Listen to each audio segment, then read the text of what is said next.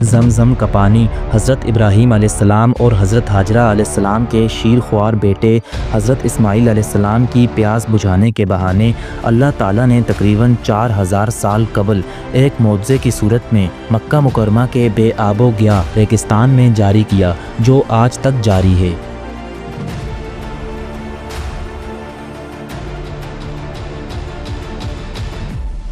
روایت ہے کہ حضرت ابراہیم علیہ السلام اللہ کے حکم سے اپنی اہلیہ حضرت حاجرہ رضی اللہ تعالیٰ عنہ اور بیٹے حضرت اسماعیل کو مکہ مکرمہ میں خانہ کعبہ کے قریب لے گئے۔ اس وقت مکہ مکرمہ مکمل طور پر صحرا تھا اور یہاں کوئی بھی شہر آباد نہ تھا اور نہ ہی یہاں کوئی پانی دستیاب تھا۔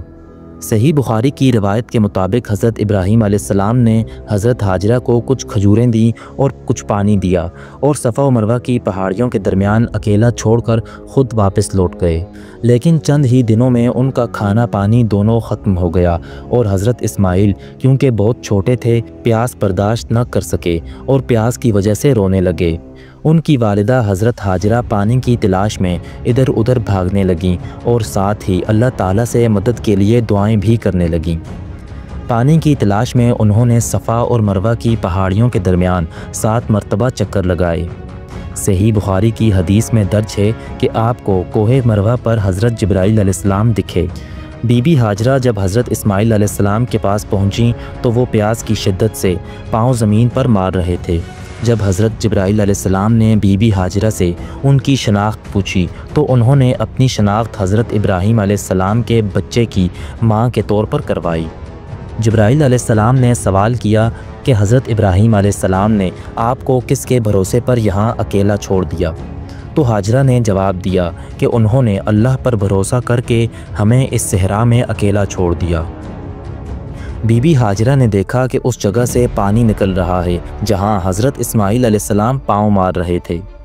انہوں نے اس پانی کو جمع کیا اور اپنے بیٹے کو پلایا۔ بی بی حاجرہ کو پھر یہ ڈر پیدا ہوا کہ کہیں پانی ختم نہ ہو جائے۔ اس کے خوف سے انہوں نے اس کے گرد ریت اور پتھروں سے ایک ڈیم بنا دیا۔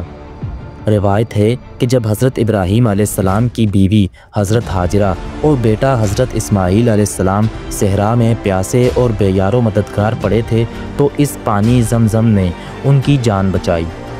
صحیح بخاری کے مطابق پانی ختم ہونے کے خوف سے بی بی حاجرہ نے کئی بار زمزم، جو عربی زبان کا لفظ ہے جس کے معنی ہے بہاؤ کو روکنا، اس کی صدا بلند کی۔ اسی مناسبت سے اس چشمے کو آج بھی زمزم کے نام سے پکارا جاتا ہے۔ کہا جاتا ہے کہ اس کے بعد زمزم کے اس چشمے کو دیکھ کر قبیلہ جرہم کے لوگوں کا ایک گروہ وہاں آباد ہو گیا۔ یہ کنواں اپنے ارد گرد کے صحرا میں سفر کرنے والے قافلوں کے لیے آرام گاہ بن گیا۔ بعد میں حضرت ابراہیم علیہ السلام نے خانہ کعبہ کی تعمیر نو کے لیے واپس آئے، جسے اللہ کا گھر کہا جاتا ہے۔ اس گھر کو پہلی مرتبہ حضرت آدم علیہ السلام نے تعمیر کیا تھا۔ اس کنویں کے وجود میں آنے کے بعد مکہ کا بنجر صحرا آہستہ آہستہ تجارتی شہر بن گیا۔ آب زمزم کا یہ کنواں سعودی عرب کے شہر مکہ مکرمہ میں مسجد الحرام کے اندر واقع ہے۔ یہ دنیا کی سب سے بڑی مسجد ہے اور مذہب اسلام کے مقدس ترین مقام خانہ کعبہ کے ارد گرد واقع ہے۔ کنویں سے نکلنے والے پانی کو دنیا بھر کے مسلمان مقدس سمجھتے ہیں اور ان کا اس کے بارے میں یہ خیال ہے کہ یہ آب شفا، یعنی اس پانی میں شفا ہے۔ حج اور عمرے پر آنے والے تقریباً تمام مسلمان ہی اس کنویں سے پانی لے کر اپنے گھروں کو لوٹتے ہیں۔ آپ کو شاید ہی کوئی ایسا شخص ملے جو حج یا عمرے کی ادائیگی کے بعد اپنے ساتھ آب زمزم لے کر نہ آئے۔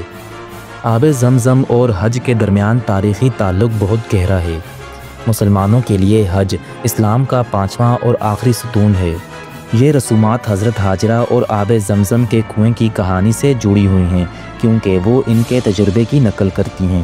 اگرچہ حج کی ادائیگی کے لیے زمزم کا پانی پینا واجب نہیں ہے، لیکن یہ پیغمبر اسلام کی سنت سمجھا جاتا ہے۔